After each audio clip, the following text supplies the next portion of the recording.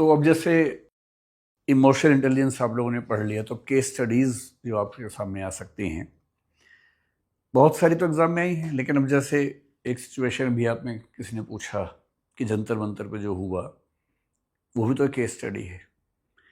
क्या पता अगले साल एग्ज़ाम में पूछ लें आपसे कि जंतर मंतर वाले सिचुएशन को कैसे हैंडल करेंगे आप, अगर होती है तो अगर थोड़ा सा आप एक सिविल सर्वेंट के नज़रिए से सोचेंगे, तो मेरे ख्याल से ये मामला बेसिकली इमोशनल इंटेलिजेंस का ही है और कुछ ज़्यादा है नहीं। जैसे अभी हमने थोड़ी देर पहले जो पढ़ा कि इमोशनल इंटेलिजेंस के लिए बहुत ज़रूरी ये होता है कि आप ये समझ पाएँ कि आपका अपना जो मेंटल स्टेट है, मूड है, इमोशन है, वो कैसा है और उसे रेगुलेट कर पाएँ। यानी ऐसा कुछ ना कहें, ऐसा कुछ ना बोलें जिससे बिना बात के तनाव पैदा होता हो। भाई किसी को आप अनावश्यक रूप से तनाव देंगे सामने वाले व्यक्ति को, तो परेशानी तो होगी ही। अब ये प्रशासक के लिए किसके लिए है कि एम्प्लॉयज़ को, स्टाफ को, जनता को ऐसे परेशान ना करे। और नेताओं के मामले में, सरकार के मामले में, कि जो जनता के समुदाय आपसे नाराज़ हो सकते हैं, वहाँ इस बात का ध्यान रखना है। अब मैं आपको 2 एग्जांपल देके समझाता हूँ। जुडिशरी का बड़ा सम्मान करना चाहिए, मैं करता भी हूँ, लेकिन अगर मैं अपने वर्तमान चीफ जस्टिस ऑफ इंडिया जो हैं सूर्यकांत जी, अगर 2 इंसिडेंट्स की बात करूँ, ये जो आंदोलन है, आंदोलन तो बहुत पीछे से इसकी बैकग्राउंड बन रही थी। कई साल से कई पेपर लीक हुए, बच्चे नाराज़ हैं। और ऐसा नहीं कि मामला केवल नीट का है, नीट तो एक चेहरा बन गया इस चीज़ का। पेपर तो और भी लीक हो रहे हैं, एसएससी में भी हुए, कई एग्ज़ाम हुए ही नहीं, यूजीसी का हुआ। तो धीरे धीरे एक माहौल ऐसा बन गया कि पेपर लीक हो रहे हैं, सरकार कुछ कर नहीं रही। कई पेपर ऐसे हैं जो राज्य सरकारों में लीक हुए, पर जब जनता नाराज़ होती है वो ये नहीं सोचती कि पेपर किसका लीक हुआ, बस ये कि माहौल है कि पेपर लीक हुए। नीट 2026 ने इस माहौल को गहरा कर दिया। 20 बच्चों के आसपास जिन्होंने सुसाइड कर लिया, उस बात से माहौल और ख़राब हो, क्योंकि बच्चों की मौत इससे बुरा क्या हो सकता है। तो समाज में तनाव था। मेरा ख्याल है कॉकरोच जनता पार्टी को नीट मामले से बुनियादी तौर पे कोई सीधा मतलब नहीं था। आप अगर इंसिडेंट की क्रोनोलॉजी देखें तो कैसी चीज़ें बिगड़ती हैं सरकार के लिए भी, ब्यूरोक्रेसी के लिए भी।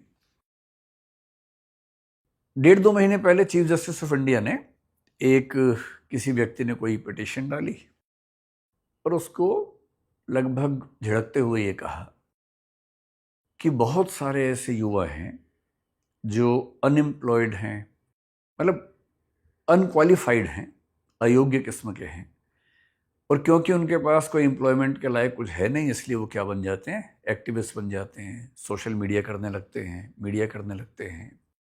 और साथ में कहा कि वो लोग पैरासाइट्स हैं या कॉकरोचेस हैं। अब ये स्टेटमेंट अगर ना होती तो कॉकरोच जनता पार्टी भी ना होती।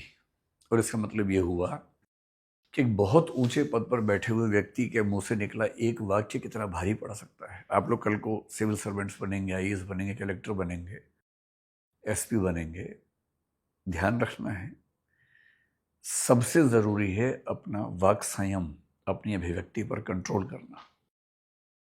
उन्होंने कह दिया कॉकरोच, जनता नाराज़ हुई। जेनजी में सोशल मीडिया पर बहुत सारी चीज़ें चलने लगी कि कॉकरोच कहा, कॉकरोच कहा। उसके बाद कोई ये नहीं देखता कि एग्जैक्ट स्टेटमेंट क्या थी। यह आप भी ध्यान रखिएगा, आपने एग्जैक्टली क्या कहा कोई नहीं देखेगा, उसमें से केवल एक शब्द या आधा वाक्य निकलेगा। अगर आपने पूरी बात कुल मिला के ऐसी कही हो जो अपने आप में दिक्कत की नहीं है, तब भी अगर उसमें कोई हिस्सा है तो दिक्कत का हिस्सा बनेगा। वो बात फैल गई, पॉपुलर हो गई।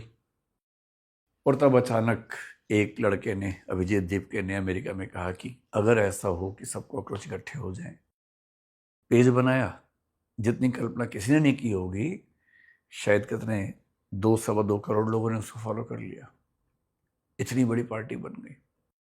जब इतनी बड़ी पार्टी बन गई तो उनको लगा क्यों ना हम एक आंदोलन करें।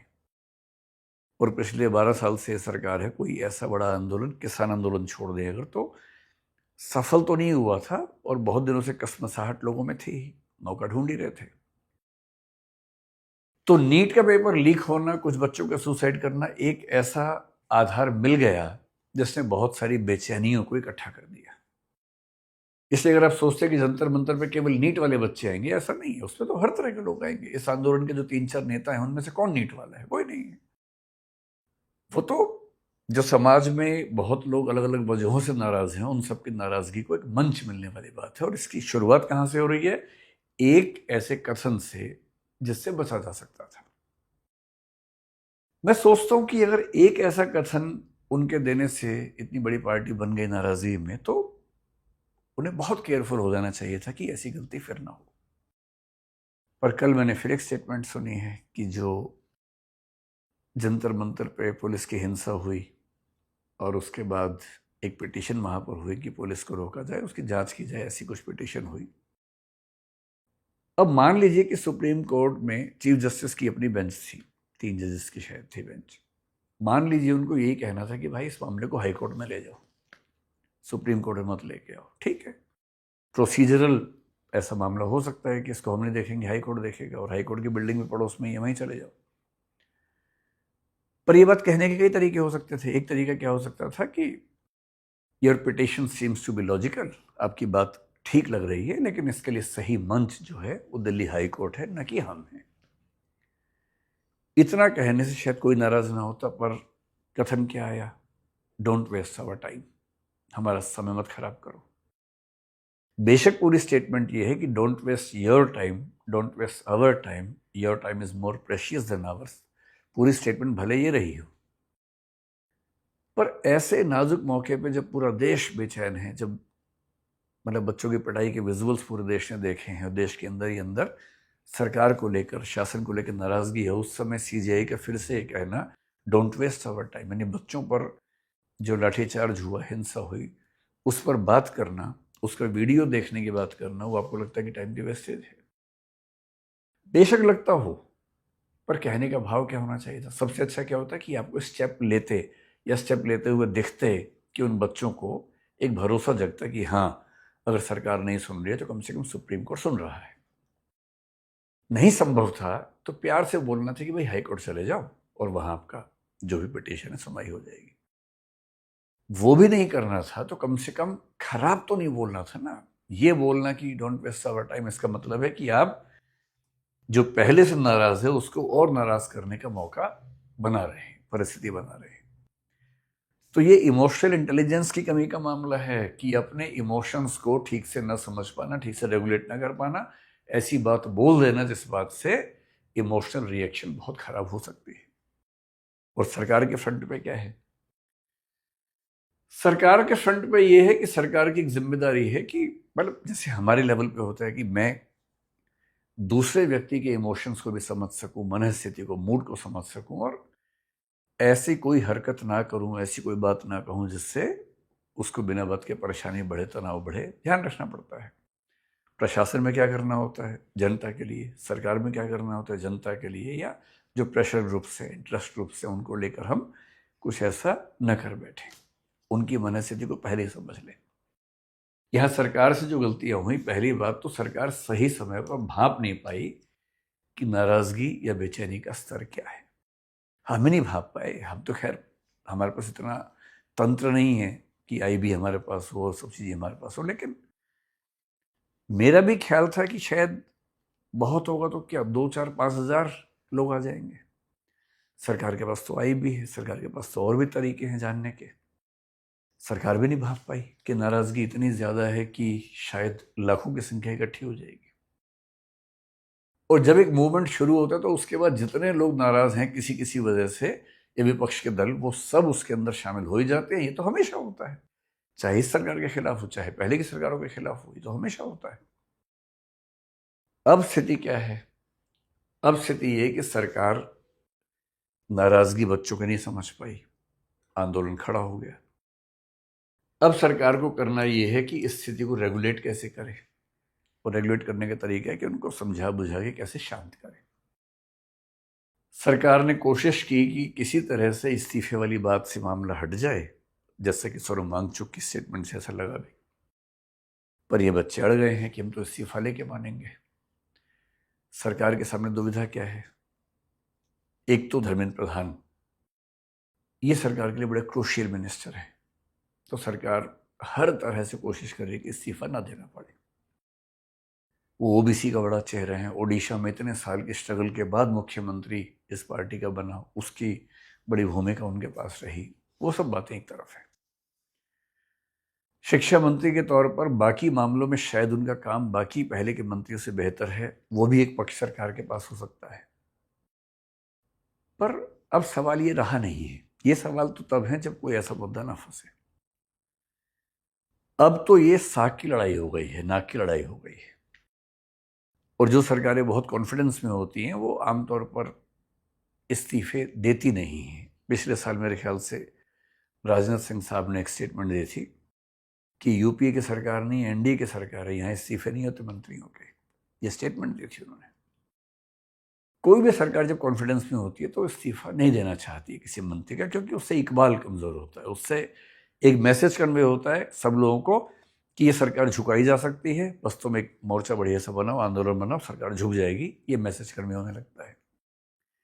तो सरकार तो पूरी कोशिश करती है, करेगी कि इस्तीफा ना हो। आंदोलन करने वाले इससे नीचे मानने को ही तैयार नहीं है। तो अब ये मामला नाक की लड़ाई जैसा, साग की लड़ाई जैसा है। अब इसमें होगा क्या, कहना बड़ा मुश्किल है क्या होगा। सरकार अपने तरीके से कोशिश करेगी, आंदोलन अपने तरीके से करेगा। आंदोलन के पीछे समर्थन सारे विपक्षी दलों का हो गया है, तो अब ये तनाव ठीक ठाक रहेगा। इतना बड़ा मामला हो जाएगा, संभावना शायद सरकार को नजर नहीं आई थी, पर ये हो गया है। अब हो गया है तो क्या करना चाहिए। मेरा अपना मानना है कि जब सरकार किसान बिल लेके आई थी तब भी दुविधा ये थी कि किसान बिल को लोगों से बात करके, विमर्श करके क्यों नहीं लेके आए थे, क्यों अचानक पास करवा लिया। 1 साल से ऊपर समय तक आंदोलन चला, सड़कें जाम रही, अंत में सरकार को पीछे हटना पड़ा।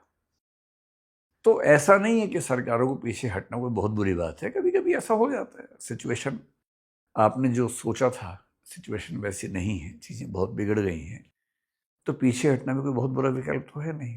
भाई अंततः बच्चे तो देश के बच्चे हैं ना, वो कांग्रेस के बच्चे हैं या बीजेपी के बच्चे हैं ऐसा तो है नहीं, देश के बच्चे हैं।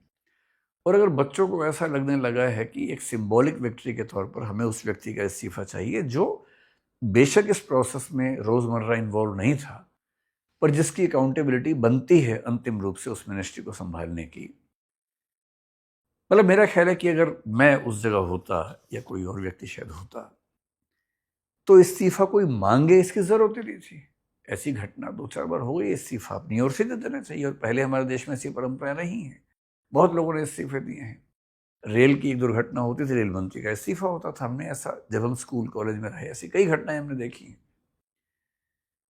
तो अब सरकार क्या करेगी, देखिए ये सरकार की इमोशनल इंटेलिजेंस की एक परीक्षा है।